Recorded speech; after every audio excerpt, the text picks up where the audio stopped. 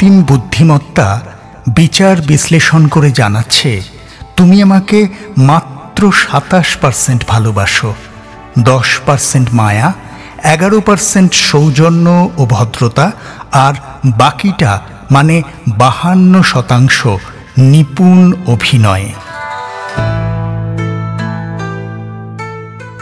এখন আমি কি করব? আমি কি এআইকে বিশ্বাস করব না তোমাকে? মাথা ঠান্ডা থাকলে তুমি অদ্বিতীয়া, অনন্যা। মস্তিষ্ক কিঞ্চিত উত্তপ্ত হলেই সাক্ষাৎ রণচণ্ডী। আমি তখন মৌনী বাবার অনুগত শিষ্য।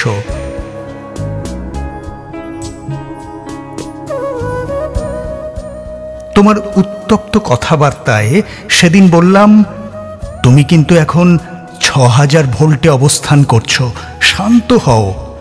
তৎক্ষণাৎ তোমার উত্তর, 0 ভোল্টের কাছে যাও না, আমার কোনো আপত্তি নেই। আমি বললাম, না, 0 ভোল্ট নয়, রাগী মিষ্টি মানুষটাই পছন্দ আমার।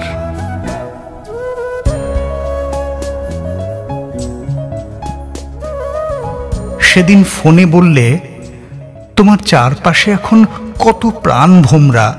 আমি বুঝে গেছি তোমার আমার পথ আলাদা, তোমার সব জিনিসগুলো নিয়ে যেও। আবার রাতে ফোনে কত কান্না।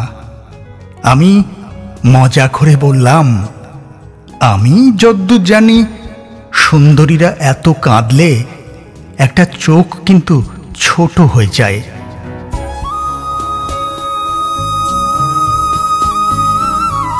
মানুষের হাতে গড়া এই আর্টিফিশিয়াল ইন্টেলিজেন্স কি মানুষকেই ছাড়িয়ে যাবে একদিন? হয়ে উঠবে কি সভ্যতা বান্ধব?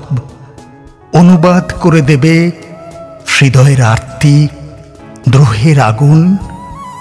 দীর্ঘ হবে না তো বিশ্বব্যাপী বেকারত্ব?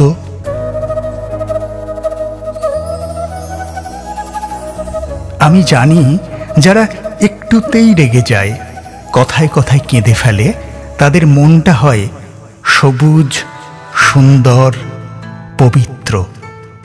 তারা একটু শুধু ভালোবাসা চায়। এআই যাই বলুক, আমি বুঝি চোখের ভাষা, মণিমুক্ত খচিত হৃদয়ের কথামালা।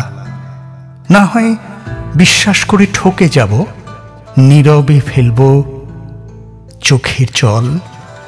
কিন্তু সিদ্ধান্ত আমার নিজস্ব, প্রযুক্তি নির্দেশিত নয়। আমার কাছে 6000 ভোল্ট বিকল্পহীন, মূল্যবান।